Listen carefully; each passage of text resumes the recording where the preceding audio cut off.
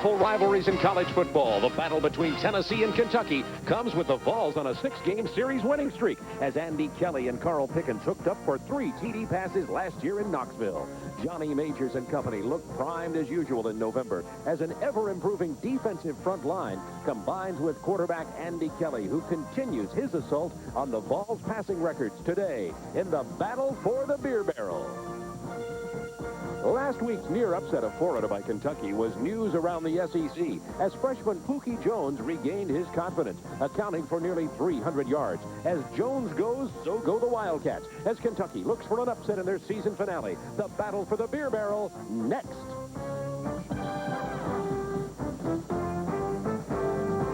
Live from Lexington, Kentucky, CBS Sports is proud to continue our 8th consecutive season of SEC football.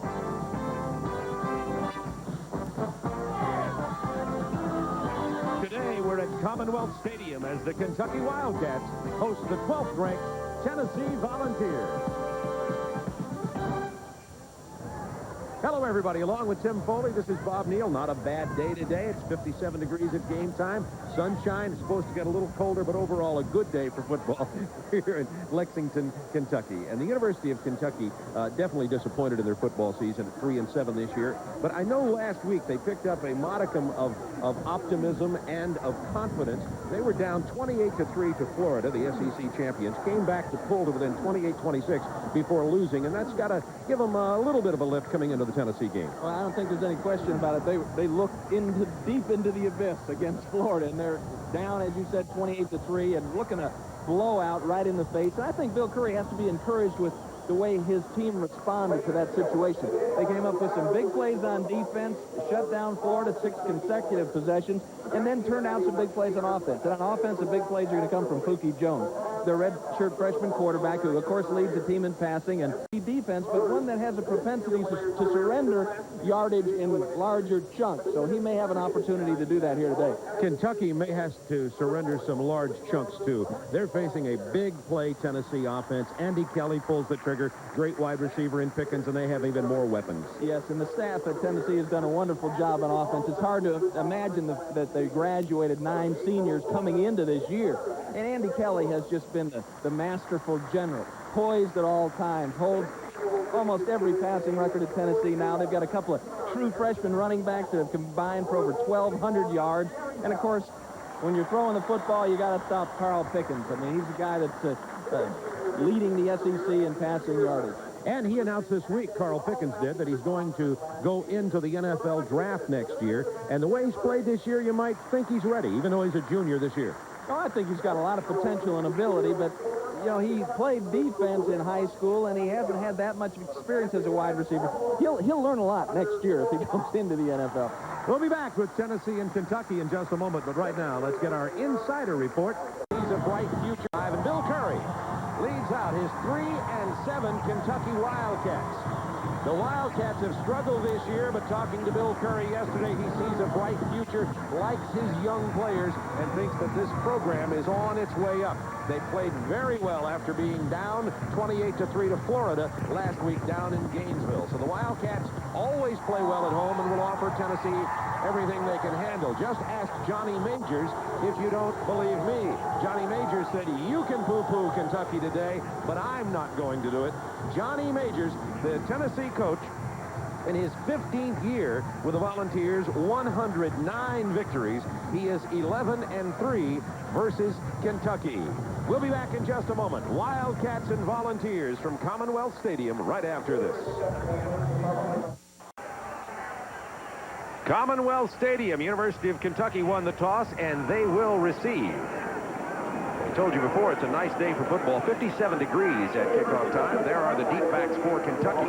Number 7, Neil Clark, and number 27, Clyde Rudolph. Rudolph's been injured much of the year, but he is supposed to pick up as the afternoon goes along. The last time Kentucky beat Tennessee here at Commonwealth Stadium was 1981.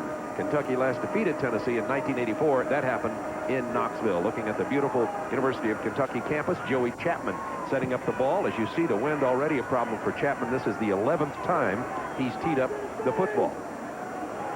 It's brisk down on the field. So Tennessee, with their record of 7-2, are 3-2 in the SEC. And Tim, I think you have to admit, Tennessee is disappointed in their season, even though they're headed to the Fiesta Bowl. I think they felt coming into the year that they had the talent to go undefeated in the SEC, something that Florida was able to accomplish this year. But with losses to Florida and Alabama, they're happy with the Fiesta Bowl, but I think they felt it could have been a better year.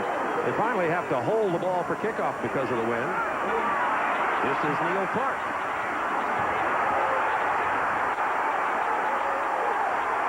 An outstanding return for Neil Clark all the way to the 40-yard line. Last week in that game against Florida. Out of the shotgun. Pookie Jones open. 1st and 10 from the 40. He opens up going to the air. Almost picked off. He threw that right into the arms of Darrell Hardy. I think it surprised Darrell Hardy as much as it did us. The Dr. Pepper starting lineup. Bill Curry said Greg Larr had his best game of the season last week against Florida. This is 2nd down 10. Pookie Jones going to tuck it in and run it. He gets about 4 yards, just shy of the 45-yard line. Sean Walker makes the stop. The Dr. Pound. Let's call it 3rd down 5 for the Wildcats. In the I formation this time. Handoff goes to Craig Walker. 1st down, Wildcats. Across mid. For some of the Kentucky seniors, as you pointed out, Bob, Greg Larr, one of them, 31 consecutive starts. A lot more, I think, more power. They won't have as much speed and quickness from the tailback position, but more straight-ahead power. Dale C. gets the carry, the fullback. Gets 5 yards. Dale C. with very little playing time. He had only 9 carries coming in. 2nd down, about 6 from the 46 of Tennessee. The slot right formation. And off the tailback, Craig Walker struggling forward. Near the 40, a couple of yards short of the 1st down. He was tackled by number 40, Shazon Bradley. And one of the things that Kentucky would love to do on offense is keep their defense off the field. Tennessee has one of those types of offense that you can't stop. Hopefully you can slow them down for a while. The best way to stop them is to keep them off the field. So they're going to be trying to manage the clock here a little bit and give their defense a break, because their defense has had tough times, and without Armstead playing, with him being injured, that's their big force out of there. 3rd down and 2. A quick opener handoff to C, and Dale C. gets the 1st down. So that's of the time, and if you're supposed to whip a team, sometimes it's harder to get ready to play. On 1st down, 3 wideouts in for Kentucky. Pookie Jones in trouble, has to dump it off to his tailback. That's Clyde Rudolph. 1st down, Kentucky. Penalty marker in the secondary. 2 yards to Kentucky on 1st down again. Not a bad deal, actually. You have 1st down 8. Clyde Rudolph slipped on the turf here and went down almost instantly. He was hit by 56 Chuck Smith.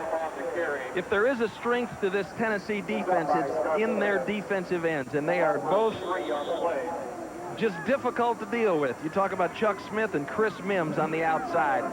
Right now, Smith's upfield and no place for Rudolph to go.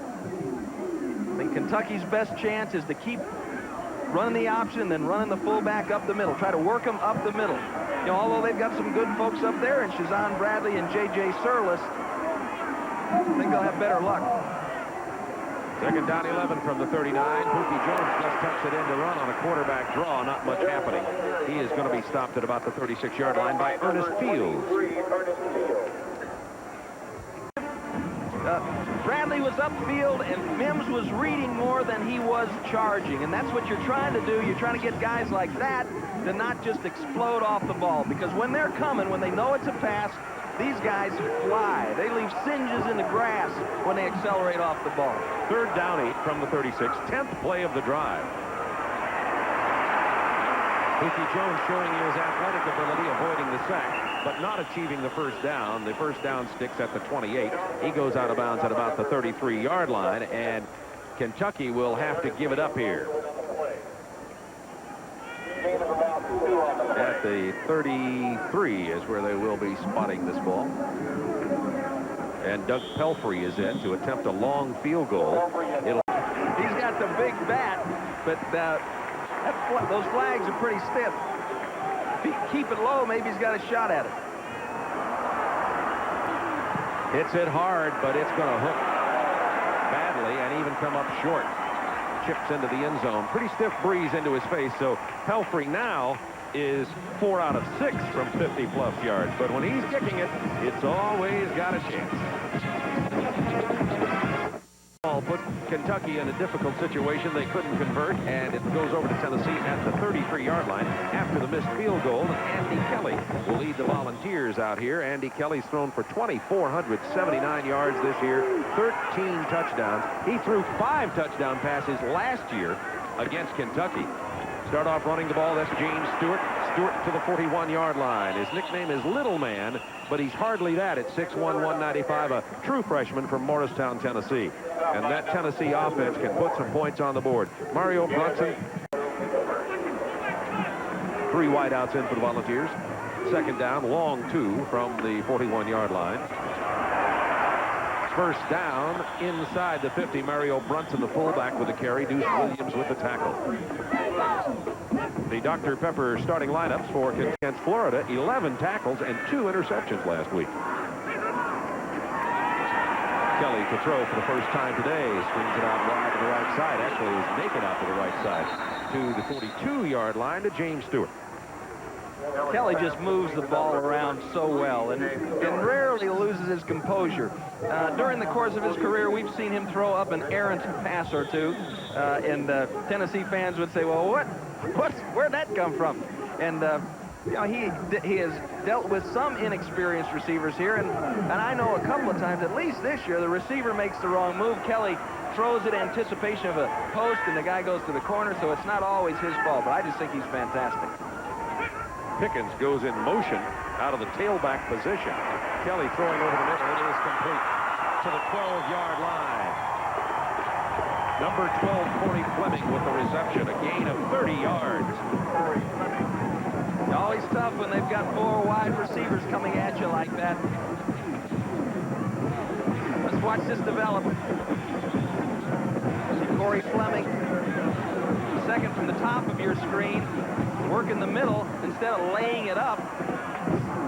Kelly puts it on a rope and sticks it in over the linebackers in front of Sherwood.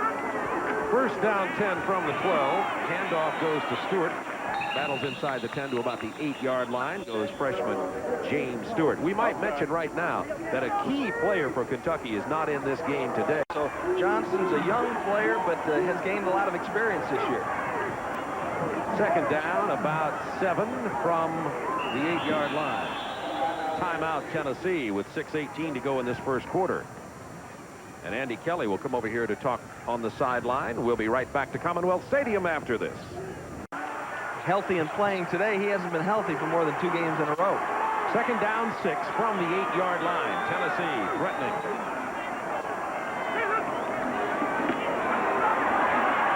Out of the corner of the end zone, McCleskey was totally open over there, but couldn't get it.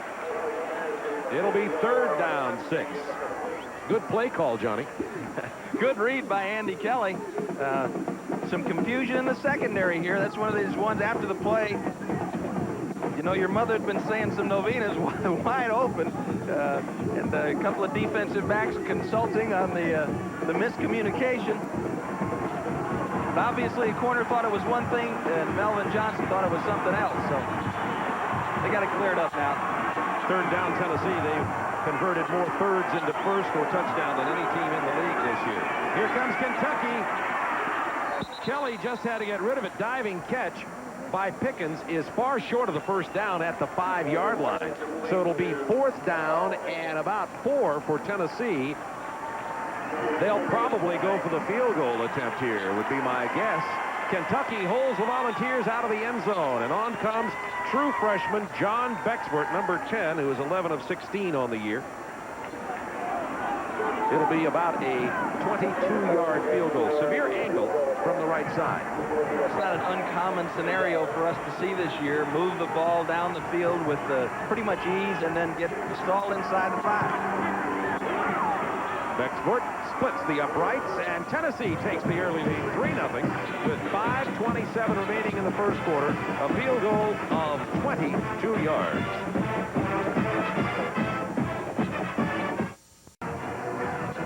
To Corey Fleming. that set up what looked to be an almost sure thing Tennessee touchdown at the 12-yard line. The incompletion in the end zone, the Kentucky blitz, and the field goal, and it's 3-0. Joey Chapman, the kickoff kicker. Rudolph and Clark back for Kentucky. Clark is 7, Rudolph 27.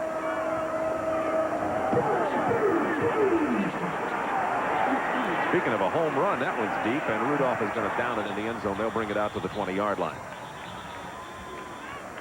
You know, it's always interesting watching guys that are returning punts and returning kickoffs. You know, coaches will teach you, oh, you get driven deep into the end zone, just sit there. But no matter how much you tell that to a player, a guy that's a competitor catches the ball, his feet start going. Take it easy, Clyde. We'll get him the next time. There you see it, 8 plays, 62 yards, and as Bob pointed out, the big play is a pass from Kelly to Fleming. Samuels, 44, and Walker, 12, are the running backs for Kentucky on the first down. Pookie Jones on the option. Tennessee plays it very well, and Pookie Jones probably loses a yard on that one. Stopped by Chuck Smith and Darrell Hardy. Well, Darrell Hardy's had a fantastic year on defense for Tennessee. He's played several different positions for them during his career, but this year alone, he has blocked 4 kicks. He's blocked 5 in his career, but 4 this year. 16.5 big plays for the Volunteers. A fine core of linebackers coached by John Chavis and Larry Lacewell. Second down, 10 out of the shotgun. Pookie's going to chuck it up, try to run again. They're all over Pookie Jones today. And if I'm Tennessee's defensive coordinator, one of the things I think I'd say, planning for this, is let's stop Pookie Jones if we can, and then let Kentucky have to beat us some other way. I think that's a great plan, Bob, and there may be some jobs available in the country this year. But you're right. You know, take away their most lethal weapon, and with Kentucky, it is Pookie Jones. They're watching him very closely on 2nd and long for the draw. Their linebackers are going to sit around the line of scrimmage for the screen because that's what Kentucky does well. Third down, 12 from the 18-yard line. Pookie Jones to go to the air.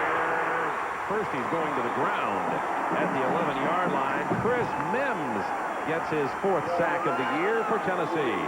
So Kentucky, nothing happening on that possession. They lose 7, 8, 9 yards in 3 plays. You'll see Chris Mims come into your picture from the right side. He's a junior college All-American from Los Angeles. Played basketball in college. When Tennessee signed him, he only weighed about 220 pounds. About 260 now. Great pro prospect, according to Rex Norris. Bill Hawk with a good one out of his own end zone, driving Dale Carter way back. Look at his Kentucky bounce. The 3rd longest punt in Kentucky history. 1st and 10 Tennessee from their 15. Still tries the right side. Derek Thomas makes the stop. Freshman rushing last week with 215 yards on the ground. By the way, that's the only 200-yard performance of the year. They came into the year with a couple of untested running backs, and Hayden and Stewart have really both stepped up for the Volunteers and developed well. 2nd down, 7. Kelly. It's intercepted by Joey Couch. Is that Couch? Damon Betts got it, number 99. An interception right at the line of scrimmage. Betts at 6'4", jumped away from him, squeezed it to death. From the 16, 1st down, 10 Kentucky, trailing 3-0, 2.5 minutes to go, first quarter. Terry Samuels, a couple of yards. Well, probably not any. Shazan Bradley made the stop.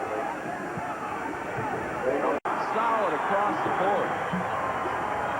Points should be few and far between with this talent. They give it to Samuels again. You know, you got for a loss this time, Bradley and Fuller. And you got Smith, Todd Kelly, who's Smith's backup, is a great player. Surlis and Fuller now is in there as a backup. Bradley, Kerry Bailey plays, Chris Mims and Rogers. They are just really strong up front. Now, they're going to lose a lot of these rascals. 9 out of 11 of the starters are seniors. 14 out of the top 22 on defense will be gone as seniors. Third down 11. This is the second consecutive Kentucky possession. They've lost yardage on the possession. Ricky Jones has a man open. It's Neil Page, the tight end. Page stayed on his feet with a beautiful run, but he's short of the first down. They stop him about the 11.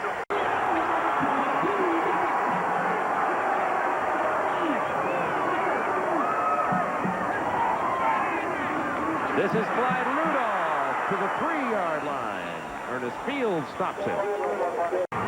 Sure is starting out that way. In the power formation, second down goal. They spotted at the 4. Walker tripped up. Great penetration by Chuck Smith. Walker has 5 touchdowns on the year. He is an excellent short yardage runner. And here come the Mighty Mikes back into the game. Neil Clark, Kurt. Kentucky inside the Tennessee 5. Volunteers lead it by a score of 3-0. That's the kind of effort that Kentucky's going to need on every play to stay in this game. Third down goal from the 5. Pookie Jones fumbles. Tennessee recovers. At the 13-yard line, Darrell Hardy's got the ball. Number 87. Big defensive play by Tennessee.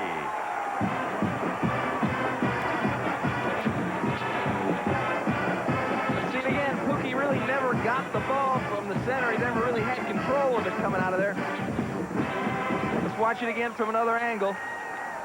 This is just a fortunate play for Tennessee. That ball was just never controlled by anybody. Hardy there to fall on the ball, and Tennessee first and 10 on their own 12. They'll hand it off to Stewart. Struggles out across the 15 to the 16-yard line. In the first quarter, Kentucky with 4 first downs to Tennessee's 2 and doubled the number of offensive plays, 18-9, yet Tennessee leads by a score of 3-0. And Kentucky had a good opening drive. As you see, coaches upstairs had to be encouraged by their second half performance against Florida. Although good coaches are never encouraged when you lose. The play clock down to 3 seconds before Tennessee gets the play off. And little man Stewart stopped at the 20-yard line.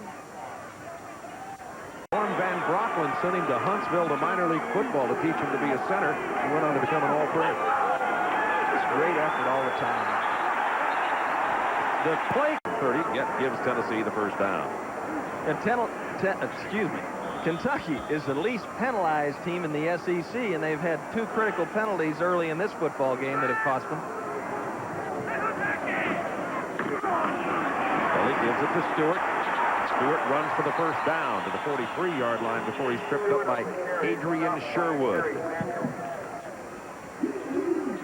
Stopped by number 24, Adrian Sherwood. Let's watch Stewart work again behind Philip Fulmer's offensive line. James Stewart maintaining his balance, keeping his feet. Runs into Mark Adams downfield, down there trying to help him out. As Bob mentioned, 215 yards last week against a solid Ole Miss defense that's been riddled by injuries. First down from the 43. Volunteers lead 3-0. 13-12 to go in the first half. Kelly under pressure. He breaks out of the sack attempt and releases the pass, and that's going to be close to a first down.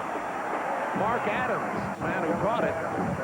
Damon Betts was back there, and I thought had Kelly wrapped up, but no. Excellent effort from Andy Kelly.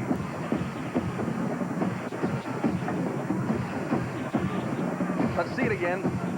Good coverage by the Kentucky secondary. Betts coming around the outside, comes clean. Just grab a hold of something and hang on. Kelly always composed. Who is that? Von Reeves? I think it's finds Von Reeves. Was it Mark Adams? Mark Adams, number 83, across the field. And that's Tennessee first down. Inside Kentucky territory to the 47.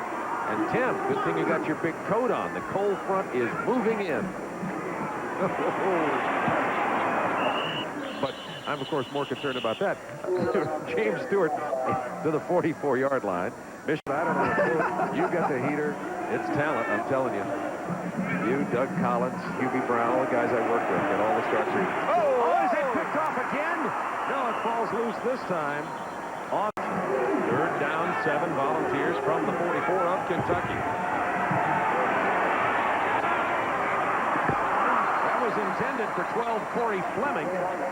Kurt averages a little less than 10 yards per punt return. Going to take this at the 10. Out to the 15-yard line. At 3-0. Tim, we're always talking about the hairstyles, you know, of these guys with the long hair. And is that an earring on that player there? An earring there in the left ear. Of who is that? Tim Foley. Oh, man, oh, man. I can answer the question. There was no earring. That's my younger brother. You look lean and mean. Oh, I was vicious. Tate assassin. Well, that's you're joking, but the offensive players in the league didn't think that way. Bill Curry asked me where you were yesterday when I bumped into him. I wasn't with you, and I said, wherever Freddie Bolitnikoff is. Having nightmares. You know, whenever I can't sleep, I usually think of Freddie Bolitnikoff. First down 10 from the 15-yard line. Kentucky, after the 34-yard punt, Greg Walker out to about the 18-yard line. Certainly have been well prepared. On second down 6, Pookie Jones. Excellent coverage by Tennessee. Pookie Jones had every blue-shirted Wildcat, had a white-shirted Volunteer right in his face. Had to eat it, get out of bounds at about the 17. This is third down 8.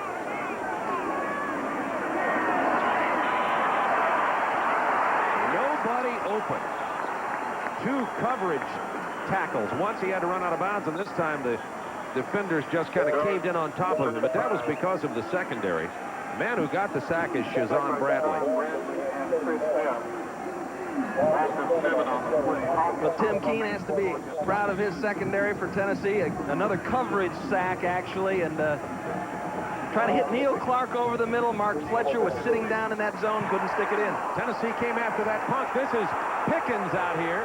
This time it takes a Tennessee bounce, and it'll go out of bounds right about midfield. Punt of 40 yards from Bill Hawk this time. Tennessee came after that one and almost got it. No sail. On the first down, James Stewart dives to about the 46. Penalty marker is down at the point of the tackle. By number 45. Year as a head football coach. It's the face mask, 5-yard penalty from the end of the run, first down. 15 years at Tennessee. Back a few years ago, they'd gotten off to a somewhat slow start, 0-6, and things were coming apart. That's when Andy Kelly came on the scene, and it's been 22-4-1 since then, I believe. A lot of games. First down and about a half a yard for the first down. And a pass complete to Stewart at the 20.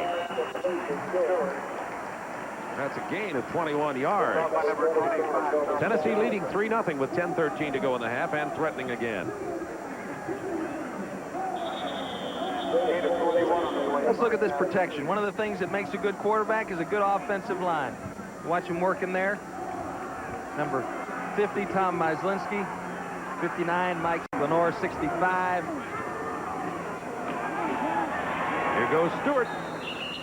4 yards on this carry to the 16-yard line. James Stewart has 9 carries, 47 yards so far today. John Fisher is kind of an unheralded player. A lot of these guys in this offensive line are unheralded because of Antoine Davis and Charles McCray last year. They got all the press as Stewart goes to the sideline, but Myslinski is he's an all-SEC guard. Fisher, if it wasn't for Brothan, then well, there's a bunch of good centers. Meeks, Dixon, Florida. Aaron Hayden, the other true freshman in. Penalty markers again. Times they've played, not been allowed to use it, but they've kept it.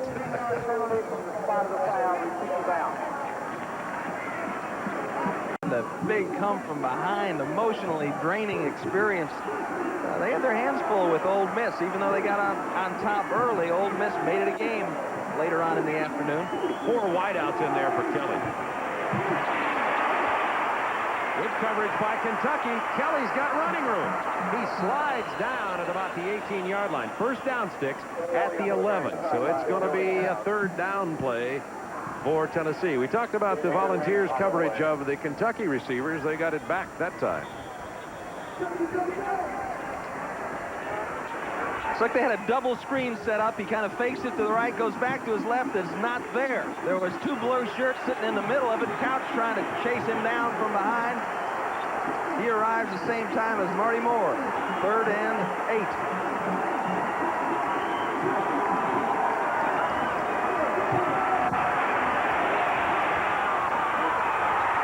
Good defensive play by Melvin Johnson.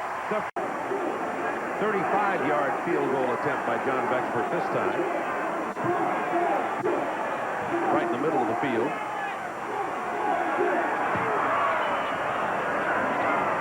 It is true. It is a 6-0 Tennessee lead with 8 minutes to go in the first half from Commonwealth Stadium in Lexington.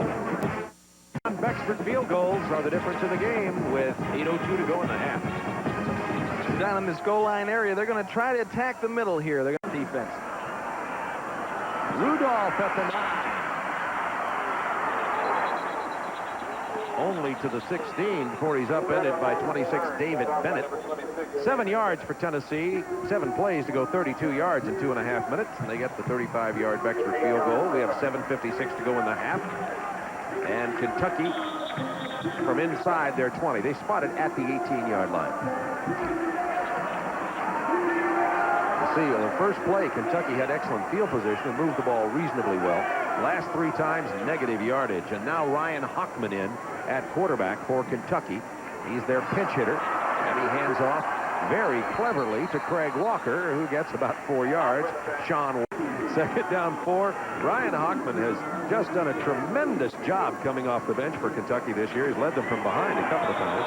This time he gives it to Samuels, who gets nowhere. Hockman on the years thrown 3 touchdown passes. Somewhere in the first half. He's in position to pass here on 3rd down 4. Diving grab is good at the 29. That's a first down out to the 29-yard line now.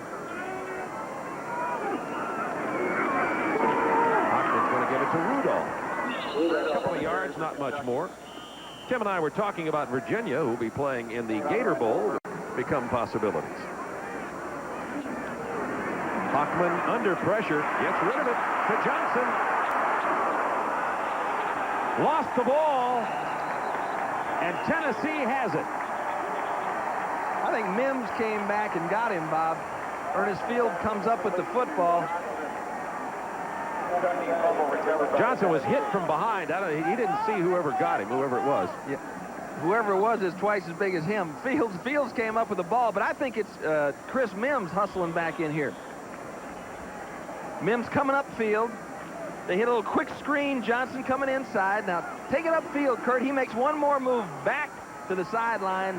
Mims strips the ball, and there's Ernest Fields, who always seems to be in the right place at the right time. James Stewart slips down at the 37. But that's the kind of hustle that you love to see. And Tennessee's got 2 of the best defensive ends that I've seen since we've been doing these games for the last 10 years. Bill talking about, I mean, he only weighs about 145 pounds. 2nd down 8, the play fake.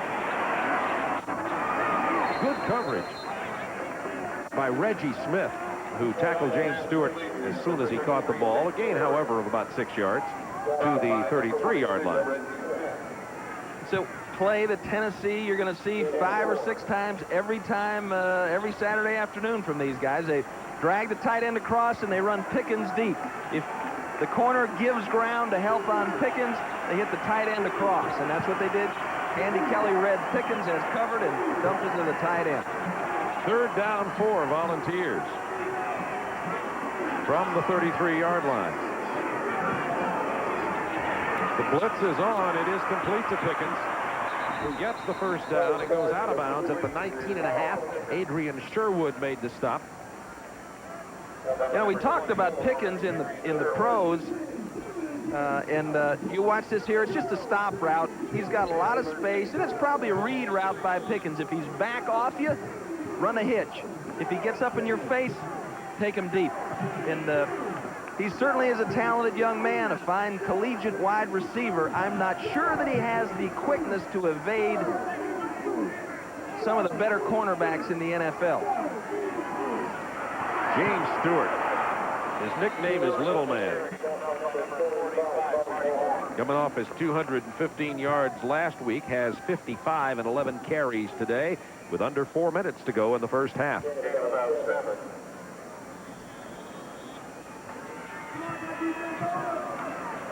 So it wraps it up. Marty Moore.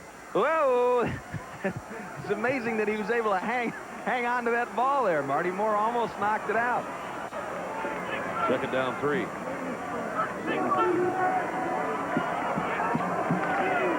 James Stewart again. He's drilled by Marty Moore. And there's short of the first down. Well, it's close to. Bill Curry has the headsets on now. He wants to know what all the calls are right now. And Marty Moore is a player that we have seen develop throughout the course of the season. Of course, he replaced Randy Halloran, their all-time leading tackler, and you know, he probably has more quickness than Halloran does, but he didn't have the experience in the beginning of the year, but he certainly has gained enough experience this year. He's over 170 tackles now. Third down and 1. Hayden is stopped short of the first down. Derek Thomas, the first man to hit him. And Johnny Majors is going to send Bexford out there again, and Kentucky has denied Tennessee the end zone the entire game. Look at Couch get the crack there. Thomas comes down in the inside and hangs on. That's a big thing. Moore is there to help out. Look at him use his hands. Derek Thomas has been an unselfish player for the last 2 years. He is a linebacker. They've got him playing defensive end just because they don't have anybody else, so he's been down playing with the big boys, but a great play by Derek Thomas. Bexford drills the 28-yarder. It's 9-0 Tennessee on 3 Bexford field goals. Last week's winner in the Citgo SEC Great Performer was Jim Delosier of Anniston, Alabama. Now stay tuned for details on how you can win with Citgo's SEC Great Performer. Tennessee gets 3 field goals from Bexford. They lead at 9-0 with 2:04 to go. I think as you look at Rudolph on the right there and Neil Clark on the left, the significant factor is Kentucky's ability to keep Tennessee out of the end zone thus far in this game. Kurt Johnson is back to take the kickoff, not Neil Clark. He gets it at the 4. And Johnson goes down at the 16. Johnson's on the return. Kurt Johnson, who coughed it up after the pass was thrown to him by Hockman on the last series. Looked like Kentucky was starting to move the ball a little bit on that. Career leader in kickoff returns. He broke Dickie Lyons' record. Dickie's played back in 66 through 68. Now that record belongs to Kurt Johnson. Pookie Jones back in there on the first down 10 from the 17. The shovel pass to Rudolph out to the 20. That ball came loose. Kentucky covered it. It's their ball at the 20. Bill just loves that loose ball on the ground. Right. Yeah. Makes his afternoon. But he knows that Kentucky, Tennessee doesn't need any help. Let's not help them out, boys. Ricky Jones to Samuels. 3 Tennessee defenders were there. Samuels gets it across the 26, but short of the first down. Coming up on the Aflac College Halftime Report, we'll have scores of other games from around the country.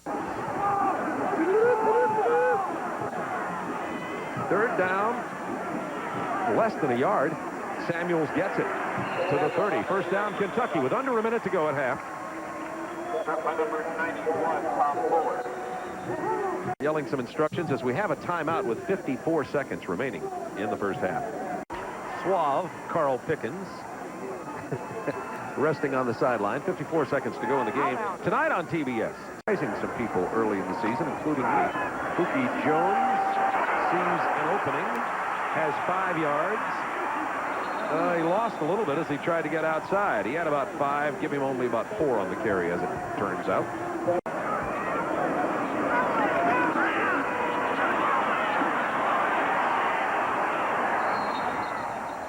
He lost the ball over there. Tennessee's just really bottled up this Kentucky offense all afternoon long. It was Casey Rogers that time was the culprit. 13 seconds remaining in the half, and Just unselfishly relinquished his starting job to Pookie Jones. he's been hurt most of the year. Pookie Jones just keeps it himself and pays a serious price for it. That'll be the last play of this half. Tennessee gets 3. Well, no, hold it. They're stopping the clock. Tennessee calls timeout. Right, because they want a shot at blocking a kick here. They're going to see if they can knock Bill Hawk down. They almost got him last time. They bumped into him. No flag was thrown. They blocked, like we said, as we said earlier, Darrell Hardy has blocked 4 kicks himself. Jeremy Lincoln had a partially deflected field goal that sealed the victory over Notre Dame. So I wouldn't punt it.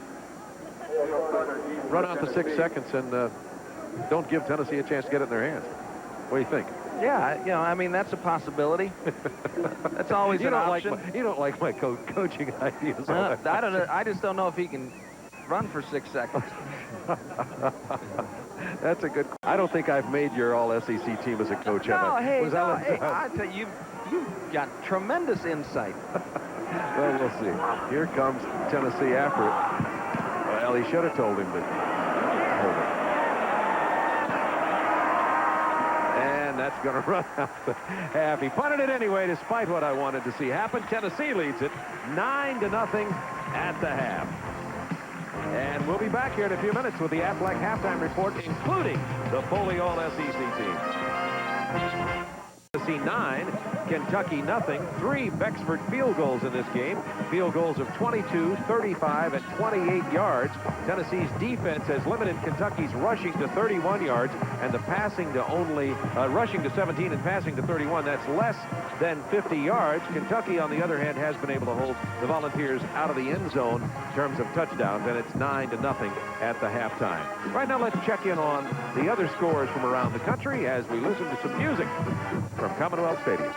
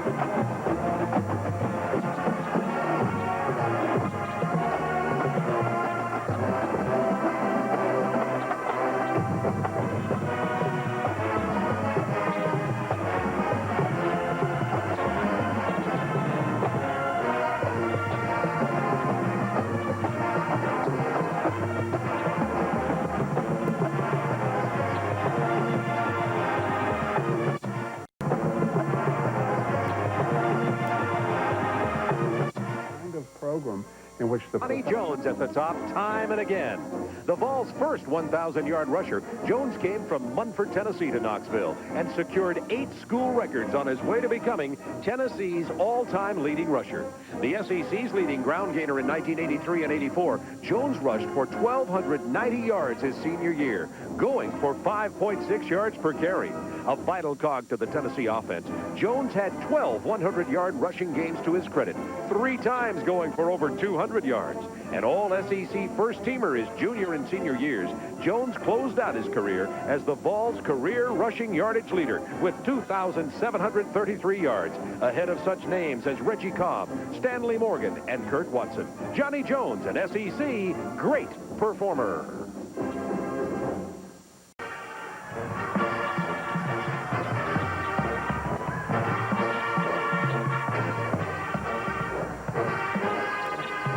We're in Lexington, Kentucky, where the score at halftime is Tennessee 9, Kentucky nothing. This has been the Aflac College Halftime Report. Score of 9-0, and one of the reasons Tennessee's been unable to get a bigger lead in this ball game is Kentucky's held the ball for 17 minutes and held Tennessee out of the end zone, but Kentucky turnovers, on the other hand, have hurt them severely, leading to 2 field goals. Yeah, and Tennessee has played great defense in the first half, holding the Kentucky to 0.7 yards per carry, and this may be the game that Larry Lacewell was looking for, where they can put together 2 halves of good defense. So we'll see what happens here in this second half, obviously. Pookie Jones hasn't been able to get Kentucky on track, but as Tim pointed out earlier, Tennessee is capable of giving up that big play. Kentucky is capable of making it also offensively. Exactly, and they haven't been able to squeeze it out of them yet. It's, you know, as we'll see as we look at the highlights, they just haven't been able to really come up, generate anything that beyond that first drive. And this is what it's been pretty much like for Kentucky. Tennessee's defense in their face. After that first 11-play drive, it's been difficult going. Here they're in position to score inside the 10, and the quarterback and the center can't get together on things, and Daryl Hardy comes up with the football, a big turnover. Hockman comes in to sub for Jones for a series, hits Kurt Johnson on a little screen coming across the middle, and Chris Sims hustling back, tears the ball out, and another Kentucky turnover. Good hard defense by Tennessee. But this is what it's been like for Tennessee once they see the clouds rolling in here to Commonwealth Stadium. Cold front supposed to be moving through. Right now, quite pleasant, though. Temperature up near 60 degrees. As Tennessee leads it on 3 Becksford field goals of 22, 35, and 28 yards. Here are the halftime statistics. You see Kentucky with 17 minutes of ball possession down there in the lower right, but not much offensively, only 17 yards rushing. Searching out those highlights and finding all those headshots. We appreciate it, Brian. Thank you. Dale Carter out to the 35-yard line on the kickoff, and there Tennessee will set up shop, leaving 9-0 as we're getting underway in the second half from Commonwealth Stadium. The lights have gone on here as it's gotten a little bit dark here in the afternoon in Lexington. Andy Kelly in the first half, 7 of 12 for 88 yards. He threw 1 interception. Damon Betts picked off one of his passes right at the line of scrimmage. And that's the 15th interception of the year for Andy Kelly. Going to start like they started before, and that's running with little man Stewart all the way to midfield. Deuce Williams makes the tackle. Of course, the offensive coordinator here at Tennessee, Philip Fulmer, former lineman here himself at Tennessee, and he likes to be able to start out by knowing that he can run the football, and they'll throw it around, and they've got great wide receivers and a quarterback that can air it out, but he likes to be able to stuff it down somebody's throat if they have to. They run it with the fullback Mario Brunson to the 43-yard line. He gets about 6 this crack. Just saw Jerry Claiborne, the former coach here at Kentucky, and he can't take it anymore. He's getting back in coaching, only this time it's going to be international fare going to Brunswick, Germany. He and Fay are leaving on the 17th, and they'll be over there for about 6 months. I tell you what, those Germans will be more disciplined than they've ever been. He'll like their attitude. Second down, 5, little turnout. Looked like it was short hop there. Did they signal a reception? Carl Pickens, the intended receiver.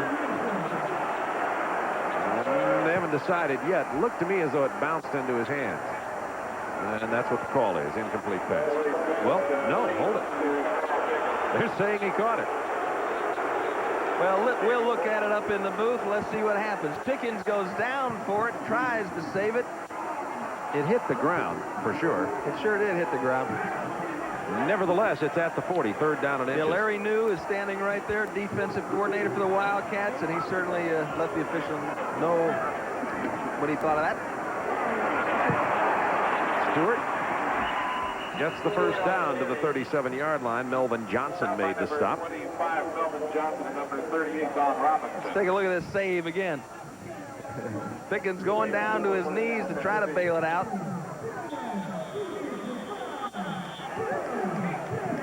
It definitely got the ground. Yeah. Great effort, though. And the official, in defense of the official, he was not in a position to see that. That's where you got to count on somebody from the inside to help you out that had a better view of it, because he was blocked by Pickens' body. First down 10 from the 36-yard line, Volunteers. 7-2 on the season, headed for the Fiesta Bowl. Stewart. Looks like he's about to start running to the Fiesta Bowl. Deuce Williams, Reggie Smith stop him, and he has 90 yards. James Stewart on the day. And one of the things that has brought forth the amount of yardage from these freshman rushers as they have accumulated is number 44, the development of Mario Brunson. Last year they had Amsler and they had Roland Poles, but now Brunson has really come on and done an outstanding job of clearing people out of the way of James Stewart and Aaron Hayden. Oh, that's a dangerous play. Whoa, my. Pickens made the reception, but he was hit instantly by Don Robinson at the 21-yard line. SEC Player of the Week last week. Mario, would you want to get in his way? 6'1", 250 pounds out of Portsmouth, Virginia. He doesn't carry the ball often. His real value, though, is knocking down strong linebackers, cleaning out interior linebackers on the lead. Right there. Boom.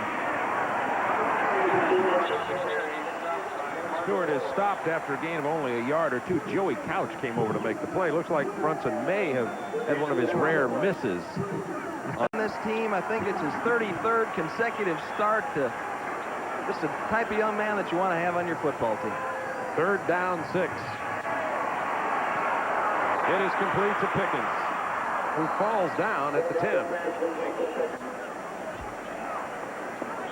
You know, he would probably wanted to be a little niftier than that. We'll show you this again. Here's Pickens out here on the outside. It's going to be cleared out here, and nobody looks back and picks up Pickens, who's just coming underneath the zone. Good jam. Now read to the inside. Kelly read it to the inside, got it going the right way, and the grass brought Carl Pickens to his knees that time. Stewart tripped up. That was Joey Couch making the penetration. Tater, Johnny Majors, wants to put this game out of reach. He wants to get 6, 7 points on the board here. Second down from the 9. Stewart cuts against the grain. Touchdown, Tennessee. That takes Stewart over 100 yards and gives him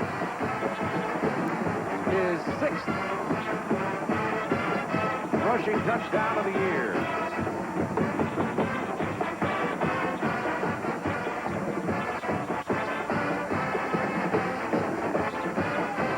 Great job there by Tom Myslinski and Daphne Bernard pulling around.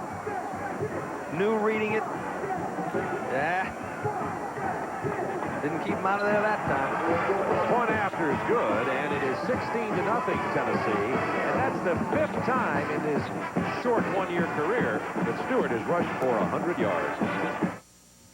Stewart gets the touchdown. Tennessee takes the lead 16-0. And let's see what it looks like here. Great block by the tight end, caving in the Kentucky defense here. You're going to see Myslinski and Bernard Daphne pulling here. Daphne will pick off more, and Myslinski's going to hook Williams, and Stewart's going to follow it all into the end zone. Myslinski gets the block there, bang. There's Bernard Daphne, and Stewart finds pay dirt. 16-0. Tennessee with the lead. Joey Chapman kicking off for the Volunteers. Into the end end zone. It'll come out to the 20-yard line with Kentucky trailing by a score of 16-0 and unable to get anything going offensively. 31 yards in the air today, only 17 yards rushing the ball. Stewart, by the way, we talk about little man James Stewart. Stewart had 44 of the 65 Tennessee yards carrying the ball that drive. And as a tandem, that group is really doing well. Hayden and Stewart, 10 plays, 5 minutes and 13 seconds. Been much more successful running the ball in the second half of the season. Early on, they were pretty much, the ball was in the air.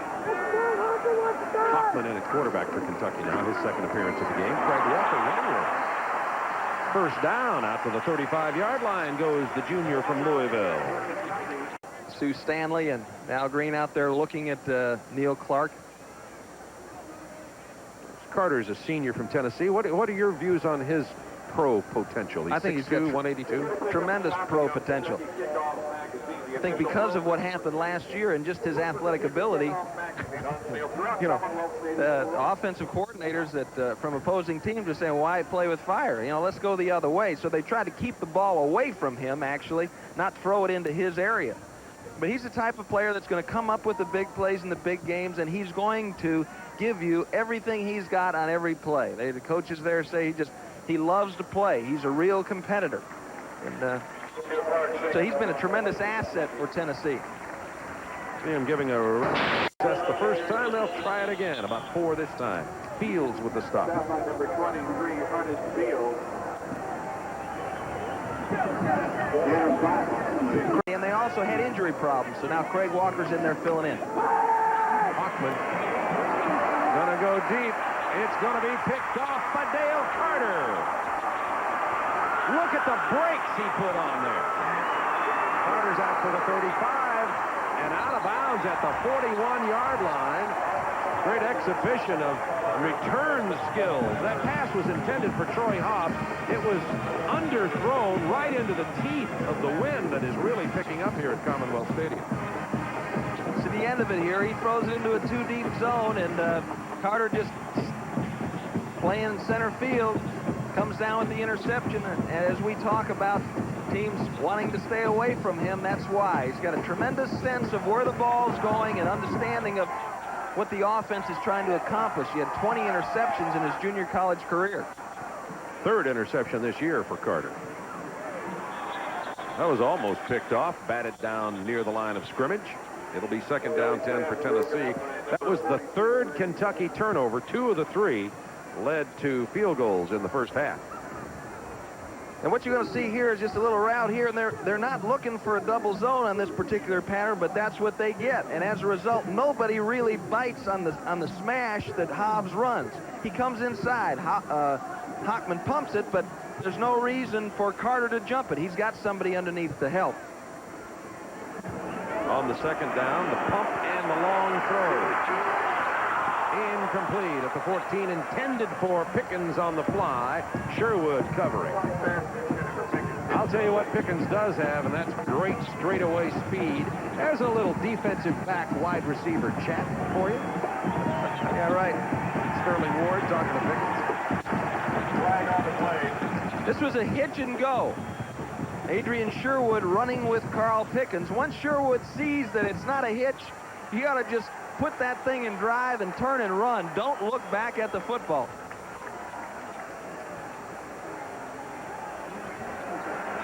Dead ball foul, unsportsmanlike conduct on the offense. That's against Tennessee, and Bill Curry probably telling his rover Sterling Ward might be a good idea to stay out of those conversations. Would you say there's a chance that's what he was saying? Press your lips tightly together. Like Bill's doing there. Right. That's a big penalty against Tennessee. They move it to the 26-yard line. Tennessee with a hurry-up play here. They see that they're going to quick kick it, and it almost got blocked. Intelligent play, and that is classic Tennessee. They started that back in the General Nealon days. Johnny Majors continues the tradition, and look at that. It rolls dead at the 6-yard line. The freshman Tom Hudson ran in there to get that away on third down. 66-yard punt.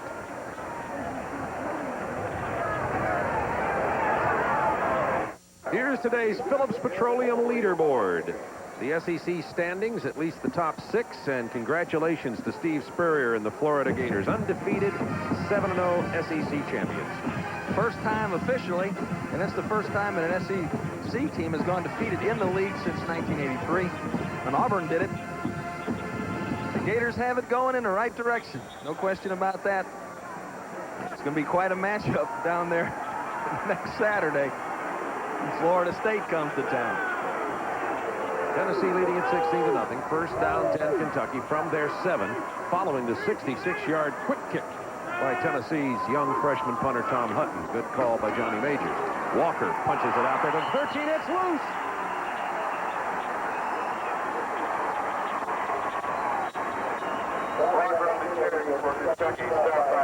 Kentucky covered the ball, but they have turned that thing over several times. Chuck Smith knocked it loose. They may be saying that he was down. You see them move the ball back there to about the 8-yard line to spot it. It'll be second down and a long 9. Smith taking it inside. Fields steps up.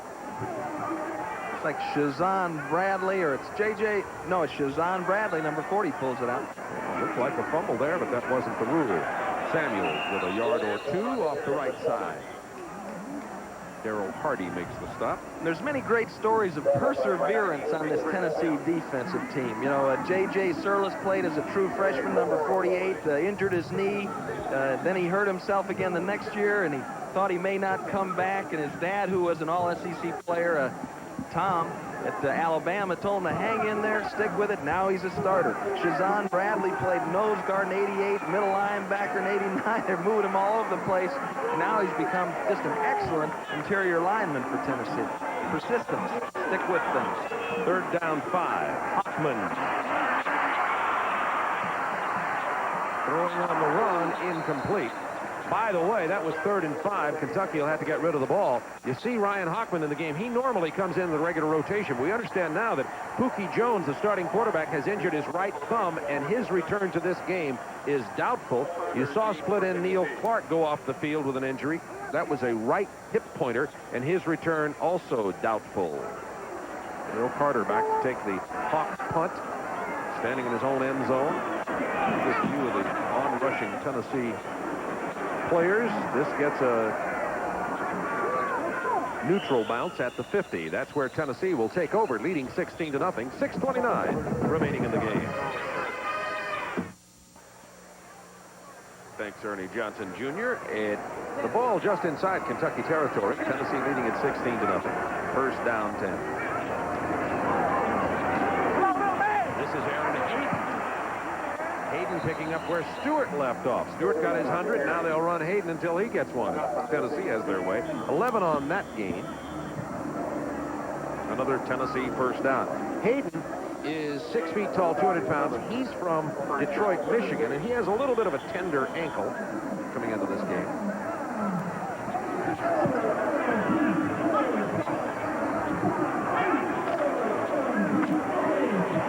Doesn't look like it's very tender the way he's running. About 8 yards on that one.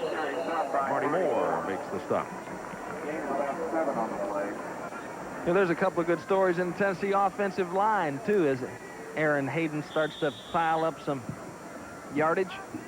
You know, Myslinski's dad was a high school coach, and as we mentioned earlier, would have received much more recognition. One of the best linemen in the SEC if he hadn't been surrounded by other great linemen. Pat Lenore, there was 32 games between his first start and his second start. Looked like Bernard Daphne jumped over on the left side for Tennessee. That whistle sounded prior to the snap of the ball. 5:31 to go, third quarter from Lexington. But Philip Fulmer's theory and philosophy is if you stay, you will Dead ball play. foul. False start on the offensive line. Repeat the down. The idea is since we've got good offensive linemen, you may not play right away, as you see the coaching staff up there. Fulmer to your far left. There's Larry Lacewell leaning forward. White hair on the sides. Second down 8 from the 37. Aaron Hayden tries the right side. Got a good block there. And he got the first down. Out of bounds inside the 25-yard line. Let's watch Tom Myslinski, young man from Rome, New York, number 50, coming around there. Gets his head around Jim Graves. He gets a handful of Jim, face mask full of Jim Graves. Got about everything that Jim Graves had. Good hands, Tom. Yeah, right. Tight end material, Big Tom. I know your dad didn't teach you that, right? 1st and 10 from the 23. Here's the pitch to Hayden. He couldn't cut against the grain. Kentucky had pursued well out there. Knew he couldn't turn the corner and goes down back at the 27 with a loss of 4 yards. Johnny Major's been coach of the year at Pittsburgh. Yeah, but won't admit it. No.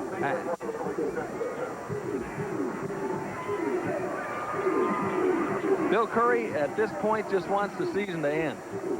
They were kind of snake-bitten this year with injuries in important areas, and he's proud of the way his team has fought when looking down the barrel of a blowout. But what would be best for them is just to have this end right now and get to work on recruiting. And that effort is led by Tommy Limbaugh, and start preparing for next year. Tennessee gets a timeout with 4:16 to go in the 3rd quarter. Vols lead 16-0. Tennessee leading at 16-0 with 4:16 to go in the 3rd quarter. Our NBA action continues on TNT.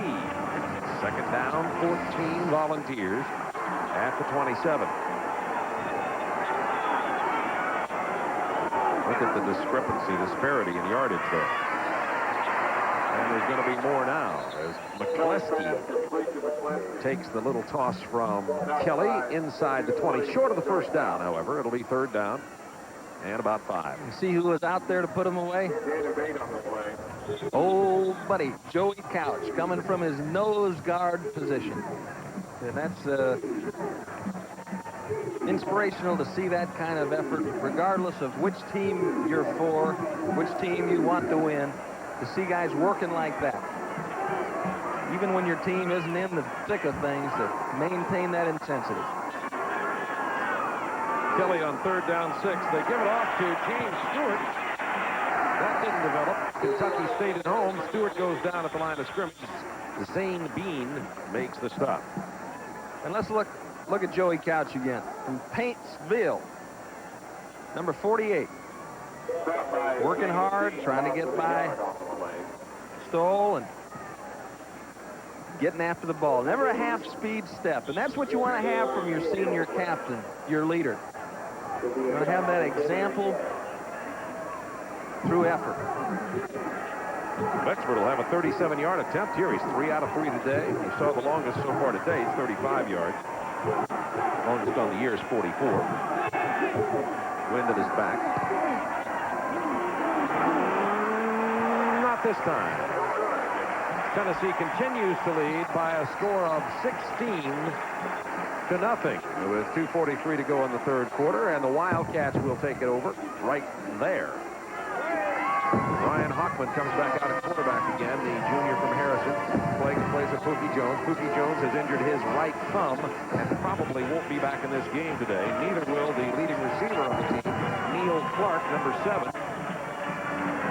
Clark injured his hip, and as I say that, Clark's back on the field. He's playing anyway. Hockman. Complete at the 33-yard line to Neil Page.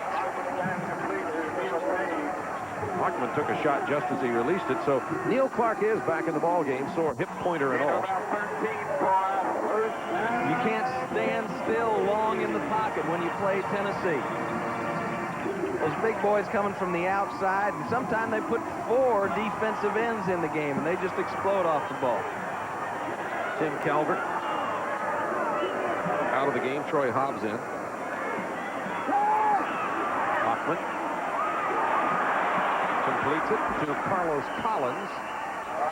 Collins goes out of bounds near the 40. Another true freshman. He's from Cincinnati, Carlos.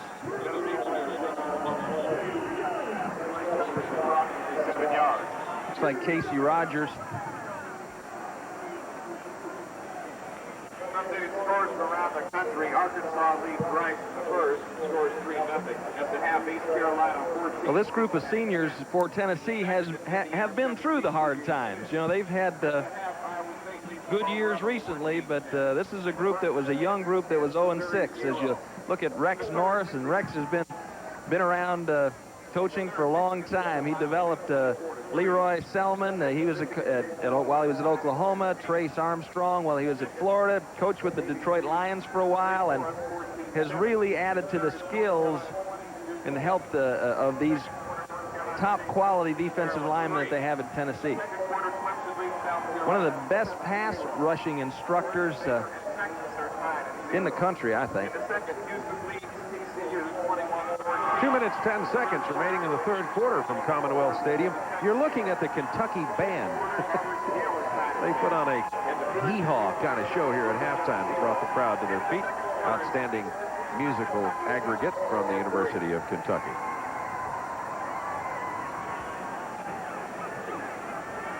Well, it's going to be an interesting year for Tennessee next year, Bob, as they look into the future, graduating 9 of 11 starters on defense and a lot of backups on defense being seniors. And then you move to offense, and 6 out of 11 starters are seniors, plus Pickens announced that he's leaving, so that's 7.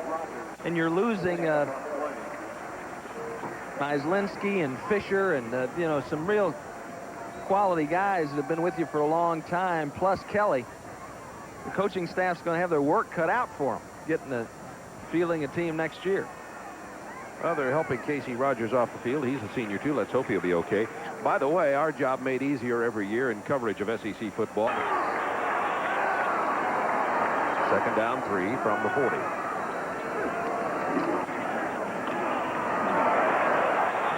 Hand off to Dale C., the senior fullback. Almost no gain at all on that play. It'll bring up third down. You know, one of the things that hurts Kentucky now is with losing Pookie Jones, they really lose mobility at the quarterback position, and you have to have mobility against Tennessee. You just can't sit back there in the pocket. That pocket has to be moving. It's just too tough of an assignment for that offensive line to sit there and defend that. There's that tape around the right thumb of Pookie Jones. They say he's questionable. They also said Neil Clark would be back. He came back. Pookie looks like he wants to get back in there, too. We'll see. This is Carlos Collins. First down, Kentucky. Tom Fuller with a stop for Tennessee. Kentucky has rushed for only 48 yards on the day. Tennessee has rushed for 150.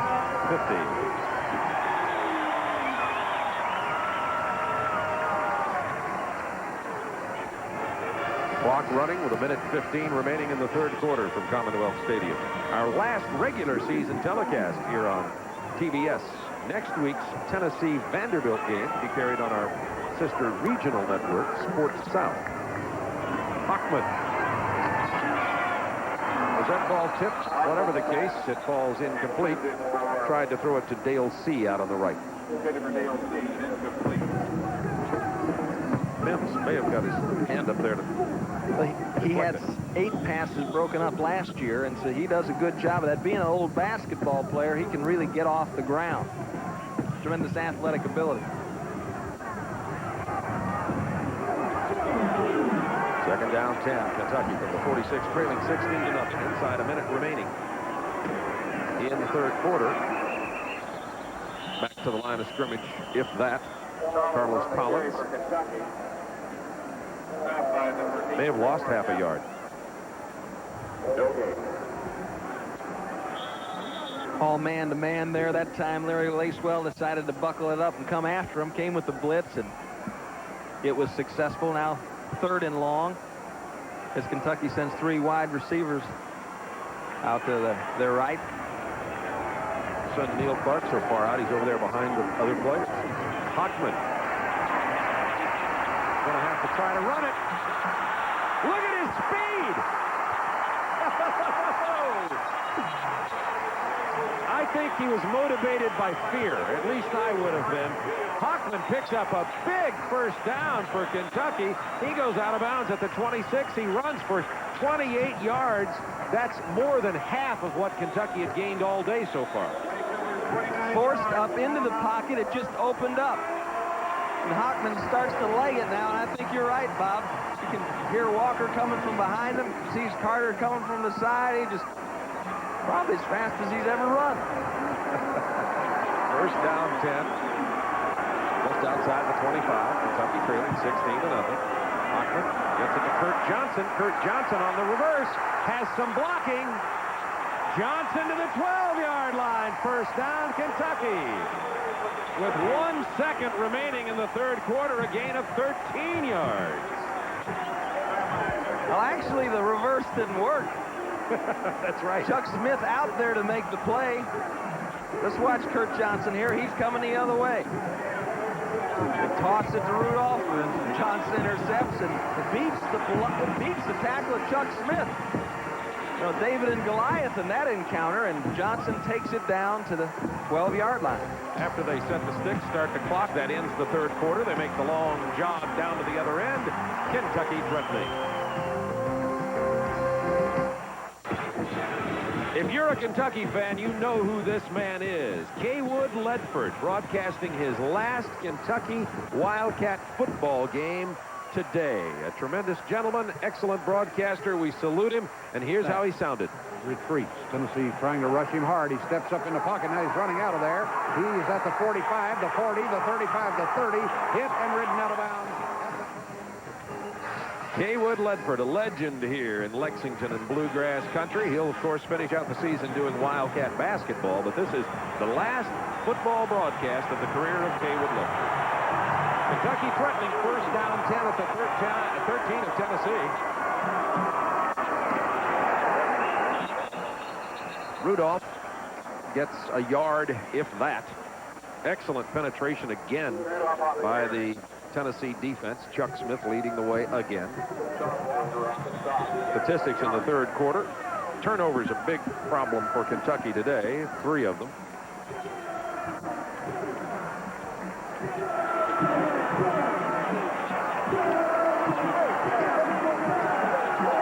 Down here, Bob, they like the shovel pass, and they... It is complete to Neil Clark. He is close to the first down. Let's see where they spot him out of bounds. You see about the 3.5-yard line, Floyd Miley was covering.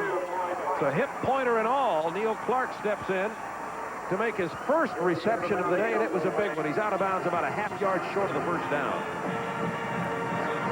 And Neil Clark is finishing his career here at Kentucky in the fashion that he's conducted himself throughout his career. You know, he's fighting off pain and doing whatever he can do to help. He just needed 18 yards today to pass Joker Phillips, who's his coach, in terms of passing yardage accumulated in the single season. Power formation for the Wildcats, third down, half a yard. Samuels got the first down. They stopped him down near the 1-yard line, but it'll be first down, goal, Kentucky. And listen, Tennessee's leading only 16-0 with 14:12 to go. Florida led Kentucky 28-3 last week, and Kentucky came back to within 28-26. They've got another comeback starting here.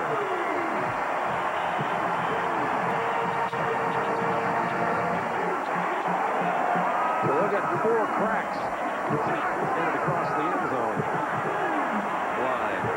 Power formation. Harris, C. Walker in the background. They like Walker here. He's got it. Touchdown, Kentucky!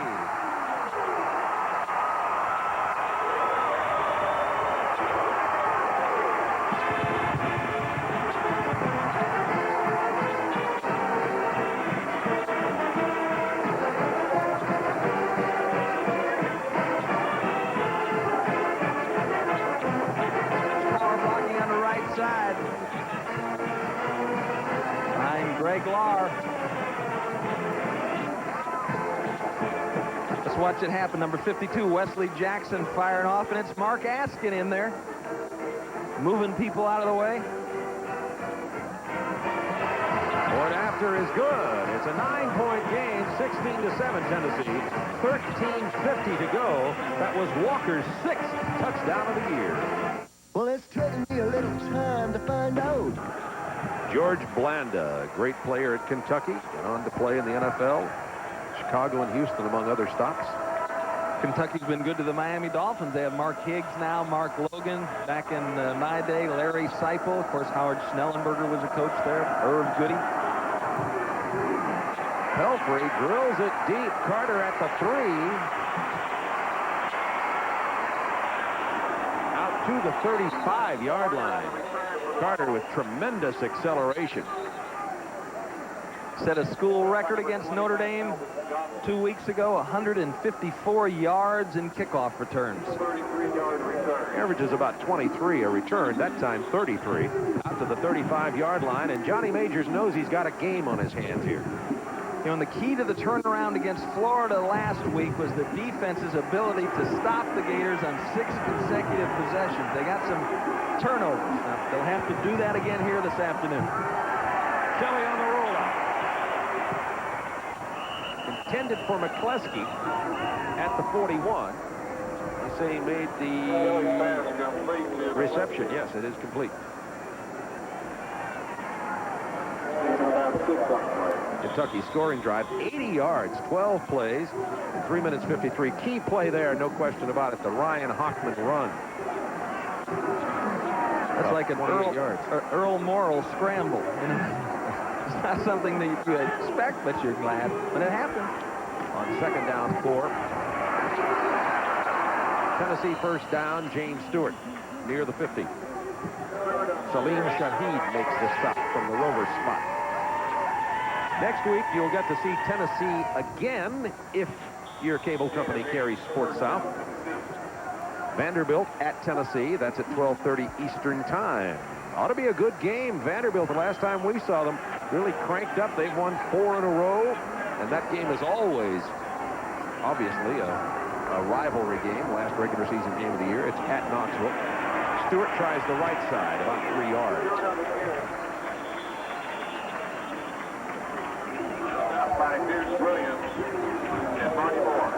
Mississippi State with a early lead over Ole Miss. Game being played in Starkville. North Carolina hammering Duke. Here's an interesting stat. That the Volunteers are 26-1 in November since 1984. I mean, they finish strong. On the 2nd down, Kelly to the air. McCleskey hit at the 40, got the first down. Adrian Sherwood made the tackle. Just inside 12 minutes remaining in this game. Well, they're spreading the secondary from sideline to sideline. The route they're running now is, you know, a route that is a fairly common route, but one that Florida loves to use. They just sit somebody out there in the flat, run somebody on a corner route about 15 yards deep, and give that cornerback a decision to make. Is he going to help underneath, or is he going to sit on the short man? Give it to the fullback, Mario Brunson, to the 34. Talk about Kentucky having only 1 loss in November since 1984. Guess who the team was? Tennessee, excuse me. Guess who beat them? Did Kentucky beat them? Exactly. 1984 at Knoxville. This will be 2nd down about 4 for the Volunteers.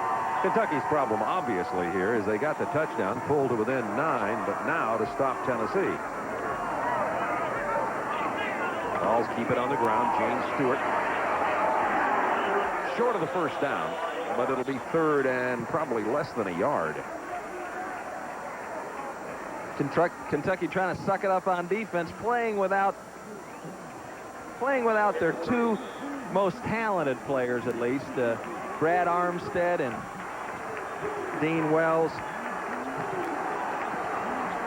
Jerry Bell, they're bringing in another down lineman.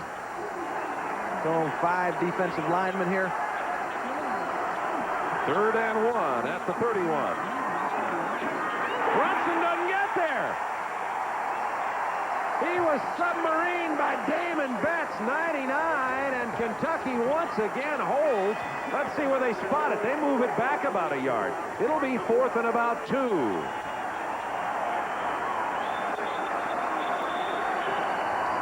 Great penetration by Jerry Bell. Deuce Williams is there to close it, and Tennessee's going to call for a timeout. They want to talk over play selection now on 4th down. It's 4th and a long one. And it would be about a 48-yard field goal attempt if they wanted to try it into the wind. It'll be 4th and about 2. Tennessee's going for it. Against Notre Dame, Bob, in short yardage situations, they liked the left side. So they liked Myslinski and Daphne. They've also liked the option in this situation. They'll have to cross the 30 and a little more to get it. Brunson, I don't think he got there. Let's watch where they spot his second effort. It looks like Kentucky holds on 4th down. Listen to this crowd.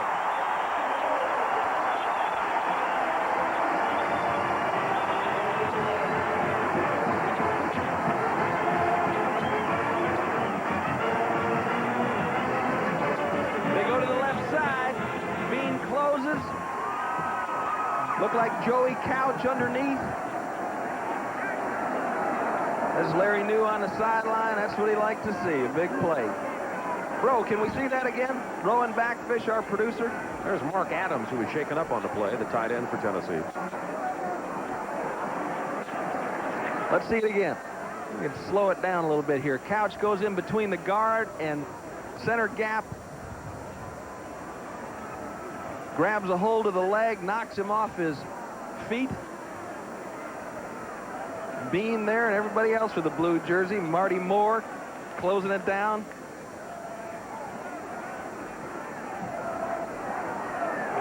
Those are the big plays that you're looking for. Looks like the right leg of Mark Adams. He'll come off for Tennessee. Hope that young man will be all right. Putting no weight on the right leg at all.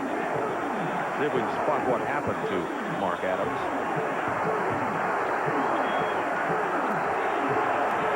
Looks like Damon Betts got a good piece of that too, getting into it. On the 1st down, Hockman under pressure. Completes the pass. It came loose. They'll wave it incomplete. Rudolph, the intended receiver. Well, Kentucky trying to catch Tennessee in a blitz, just as Tennessee caught Notre Dame in a blitz at the end of their game, and they were able to chop down the man that had the blitz coverage and get into the end zone. Looking for a big play. The biggest play so far on offense that they've been able to produce is a scramble by Ryan Hockman. 2nd down, 10. There's that shovel pass to Rudolph. 1st down, penalty marker down. That'll probably come back.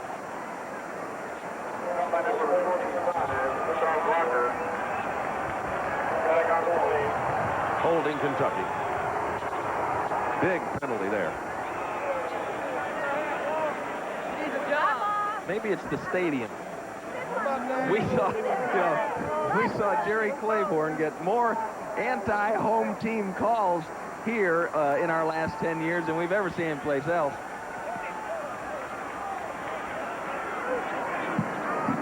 So they move it back to the 20-yard line, just outside the 20. 2nd down, 20 from the 20. Tennessee leading 16-7. 9:49 remaining in this ball game. Tennessee doesn't, of course, want to use their timeouts. They have 1 left. Kentucky has all 3. Penalties hurting Kentucky today, not usually the case.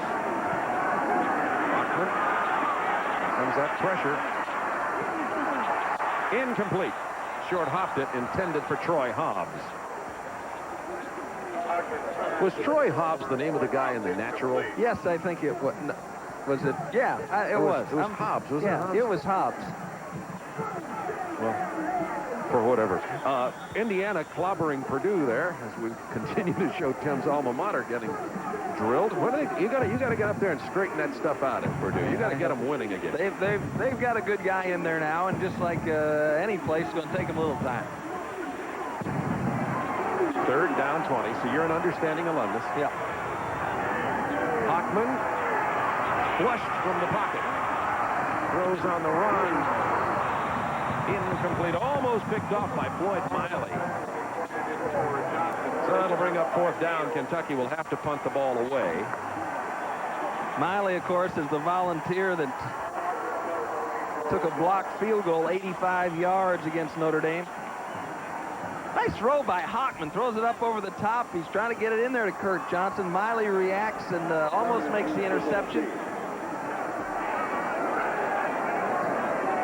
Hawk averaging 54 yards a punt today. They get pretty good carry on this, too, with the wind at its back. It takes the Kentucky bounce. It's going to get down there at the 20-yard line.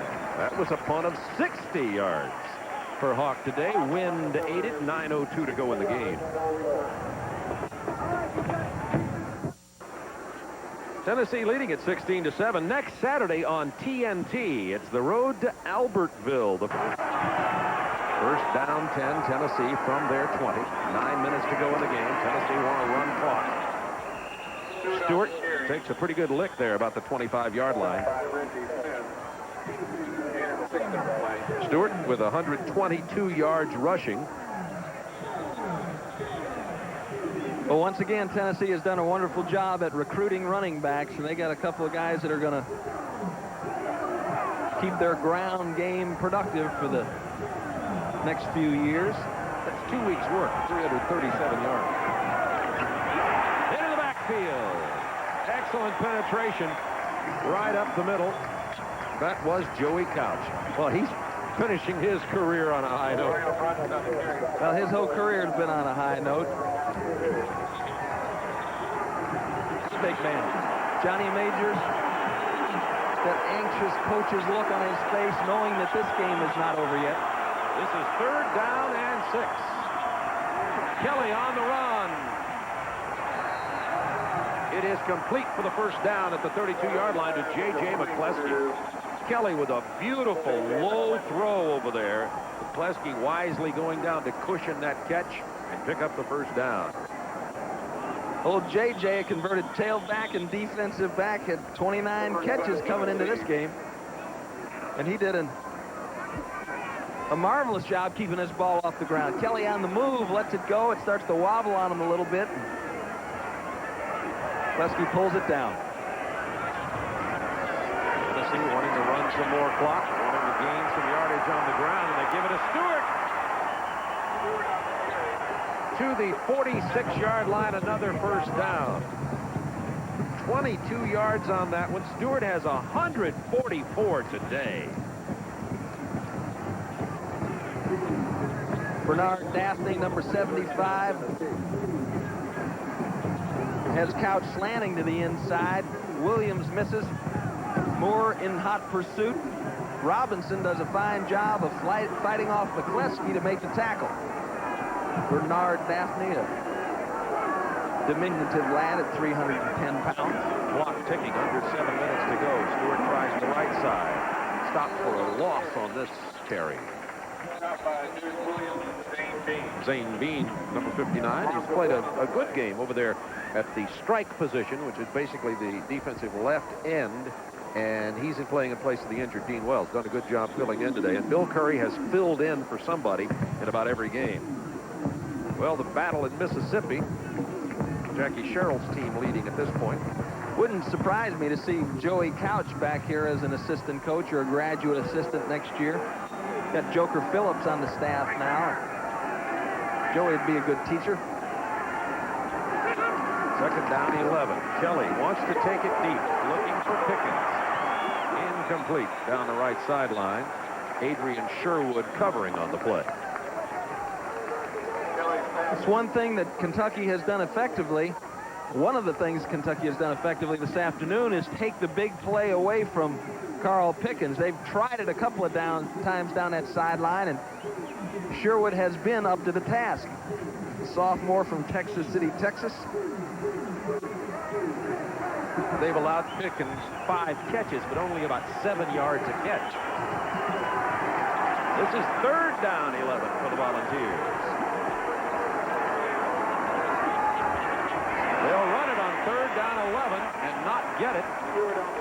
Stewart is stopped at the 41-yard line, and Tennessee will have to give up the ball with 6 minutes to go in the game, leading by 9.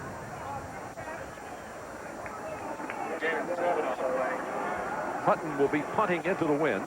Good defense by Kentucky, and Kentucky's blocked 4 kicks this year, too. Couch blocked 1, Wells, Hall, and Cannon. They got 1 last week against Florida. Coverage set up this time. That was a bad punt by Hutton. Let's see what kind of bounce it gets. It goes out of bounds.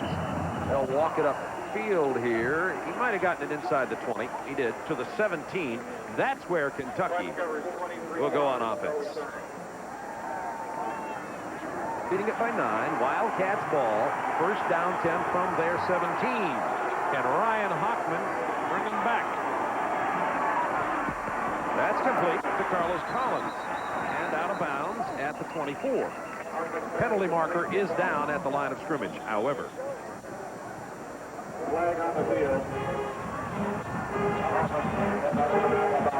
Well, this is the kind of situation that defensive line from Tennessee loves. They feel like Kentucky has to throw the ball to get back in it, and they are going to lay their ears back. Illegal procedure against Kentucky. 5-yard penalty. Illegal procedure against the offense. Not enough men on the line of scrimmage. Repeat first down. Moved back to the 12-yard line for the first down play. 5:26 remaining in the game. Kentucky down by 9. Well, that hurts now. Instead of 2nd and 1, you've got 1st and 15. On the draw to Samuels. Out to the original line of scrimmage or near there. Tripped up by Sean Walker. So it'll be 2nd down and 10. Sean Walker from College Park, Georgia. He has struggled for the last couple of years with injuries. A smaller player that just is a hard worker and a good sense of where the ball's going to be. But he fights off the block of Shane King and gets there, and he's struggled with ankle and knee injuries all year long. Incomplete at the 21-yard line, intended for Collins. Hockman threw it too low that time. Hockman 5 of 12 passing since replacing Pookie Jones, who injured his right thumb, the Kentucky quarterback.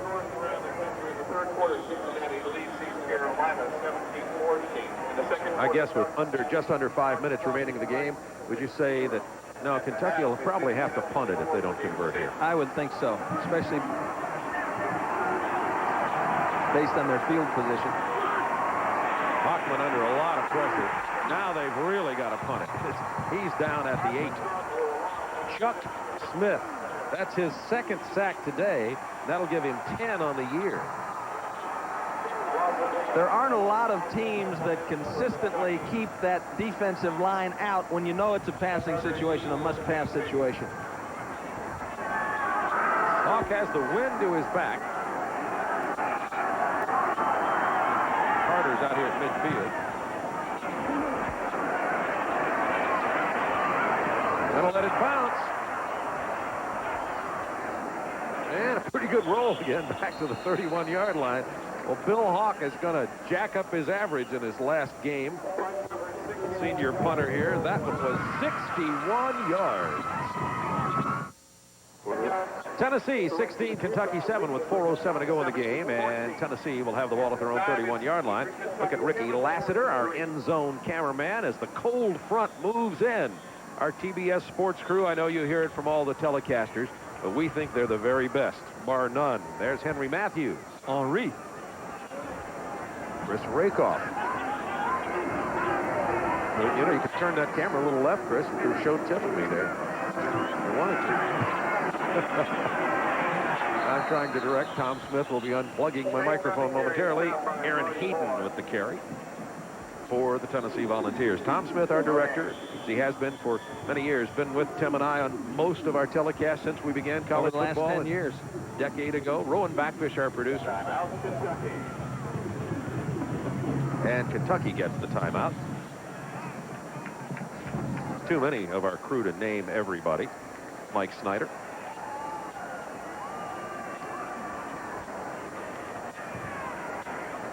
And a much more disciplined crew than we had when we started out, too, wouldn't you say? Especially socially. Exactly. We were. Some towns will never be the same again. Jeannie Anderson on camera. a decade of broadcasting college football. Tim, I could name a lot of people, ranging from Ted Turner for signing college football to Don McGuire, our boss, but the man who's been most important is Josh Marks, who's right down near us here on the level. The man who's been most important to my career in college football has been you. We certainly have had fun together. I always look forward to spending time with you during the fall. On 2nd and 10, Kelly hits McCluskey at the 36. Stayed in bounds. Almost up to the 40-yard line, then went out of bounds with 3:45 remaining. And it's so nice that your career has skyrocketed since our association began. You've been getting the Jumping all over the country with the NBA and Doug Collins. I've been sending you a check from your Oh, percentage. yeah, right, yeah. We have had a good time. There we are. There, thank you, Chris. See, if you ask, look at Bob's lips are turning blue. He's a real professional. There's Alex Figueroa is on the left there. Kim, our statistician. Kim Anderson, our spotter. My mother sees me without a coat in this. She'll be headed here on a bus. It with may my start coat. snowing here in a minute. It's supposed to snow here tomorrow. I'd say 10 minutes. As you see that sign, time for basketball season, Big Blue. Well, the Wildcats were 4th ranked in the country when they were hammered by Pittsburgh last night in front of 22,000 plus. There's Grandpa.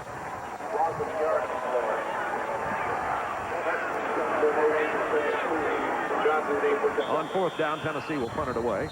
We still have another telecast remaining, Tim and I and Rowan and Tom and the crew, and that'll be the Gator Bowl on December 29th, 8 p.m. Eastern time on a Sunday night from Jacksonville, Virginia, plus is either Oklahoma, Nebraska, or Colorado out of the Big 8, depending on who beats who in the next 2 weeks.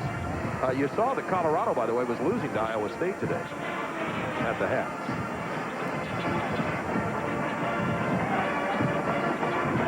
Bill Curry yesterday, Bill's dad was up watching practice yesterday. As I talked to Bill after their practice, he said sincerely, again, he never PRs us anyway, always shoots straight. He says, I really like the freshman and sophomore class that we have and a group of redshirt freshmen. And he feels that he's got things moving in the right way, talent-wise, that it reminds him of his first year or two at Georgia Tech. People were going, you know, Georgia Tech these days against Georgia just can't get it going. Well, he got some guys in there named Swilling and other at Tech and had some pretty good seasons. He feels he's got that kind of thing going here. Kurt Johnson stopped in his tracks at the 30. 3 minutes remaining in this ball game. Tennessee leading at 16-7. Kentucky down 9 with 3 minutes to go. Kentucky has 2 timeouts remaining. They're at their own 31, first down.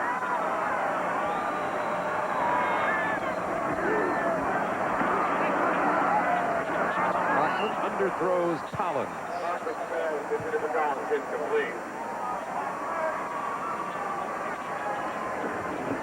Tennessee in their secondary, they're rolling up on the weak side, and it's pretty much man-to-man with a little linebacker help on the strong side, trying to take away the middle from Neil Clark.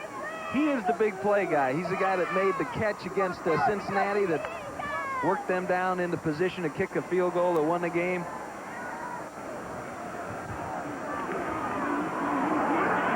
Bachman down at the 20. You talk about physical strength. Todd Kelly just took the Kentucky offensive player right with him back there for the sack. Todd Kelly out of Hampton, Virginia. He's been also, you know, when Chuck Smith goes out, you get Todd Kelly. Right now, both of them are in there at the same time. They got the Lethal Weapon 4 in there now. Ryan Hockman over talking to Rick Rhodes, offensive coordinator at Kentucky. See, Colorado went back out in front of Iowa State. Virginia really hammering Virginia Tech today, 38-0. Virginia in the Gator Bowl. Third.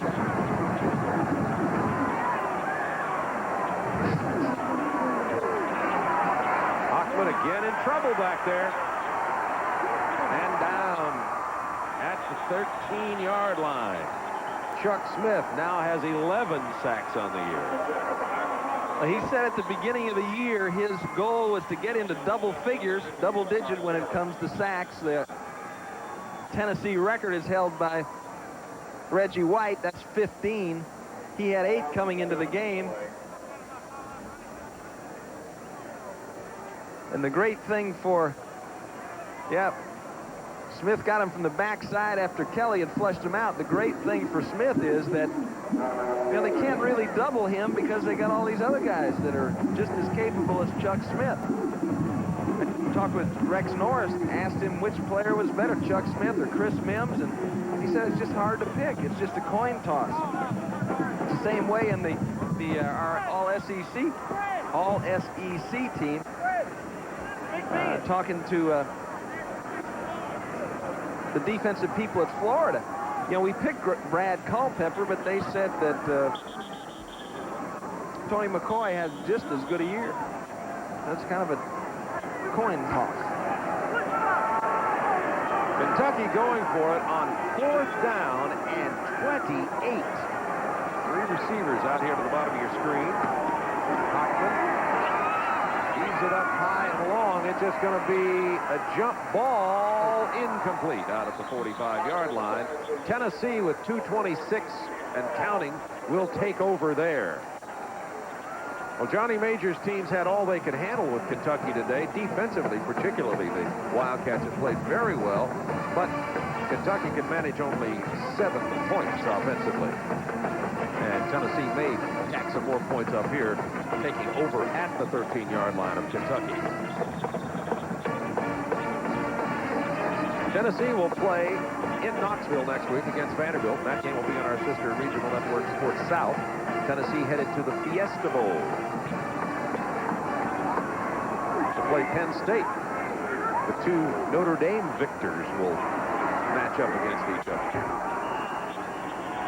Tennessee, of course, will just keep running it.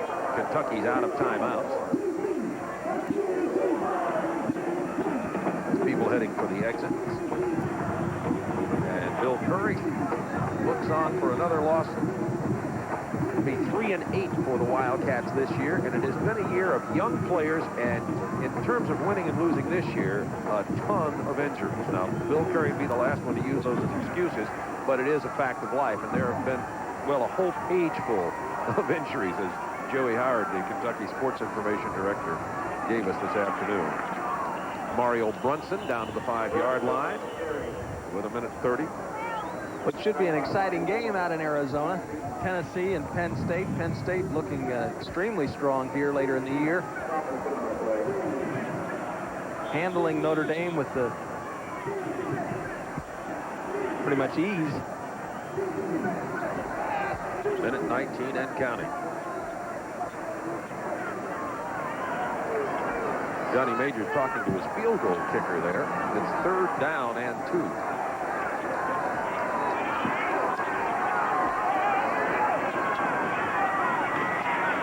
Aaron Hayden struggling to about the 2.5-yard line. He may have picked up the 1st down with under a minute to go in this ball game.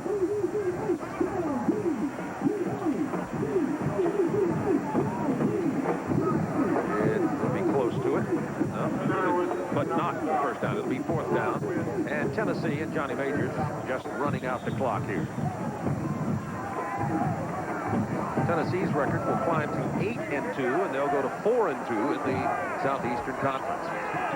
15 seconds on the play clock, 23 seconds, 22 seconds on the game clock. Hayden doesn't get into the end zone. That was 4th down, and Johnny Majors gentlemanly running the ball, and that'll run the clock out as soon as they turn the ball over here. That was on 4th down, so Kentucky will have only 1 left. Rex Norris and Johnny Majors congratulating each other on the victory, as Johnny does likewise to his players. John Chavis there with the mustache, the linebacker coach. And that's going to do it. Tennessee gets the win, 16-7 here at Commonwealth Stadium. We'll be back with final comments right after this.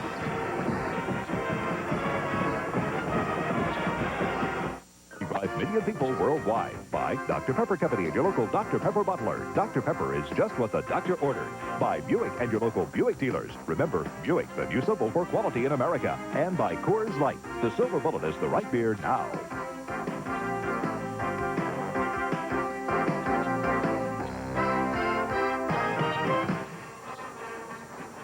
Tennessee with a win by a score of 16-7. Our last regular season game of the 1991 season. And are those snow flurries? I think they might be. Time for me to go. Tennessee goes to 8-2, and it's been a terrific year. We'd like to thank everybody that's helped us, the coaches, the SIDs, and of course our great TBS sports crew. And today, Tennessee did what they've done so well all year, and that's as the year's gone along, and that's run the ball better and better. Yeah, you're right, and I think that this year, in our 10th year, we consistently had better games than we've had throughout our career at doing this with TBS. Mississippi State played extremely strong all year long. We got them a couple of times, and we got to see Alabama and Florida and Tennessee, and it just was a lot of good football. I hope you enjoyed it as much as we did, and I, again, certainly have enjoyed working with you guys and all the folks down in the truck, the important people down there that make this possible for you to see. And we'll, of course, be with you at the Gator Bowl on December 29th at 8 Eastern Time with Virginia and one of those teams from the Big Eight. Our player of the game is James Littleman Stewart. He had 150 yards rushing today. That goes with 215 he had against Ole Miss last week, and James Stewart scored 1 touchdown. TBS Sports proud to donate $1,000 to the General Scholarship Fund of the University of Tennessee. Tim and I will be with you again December 29th with live coverage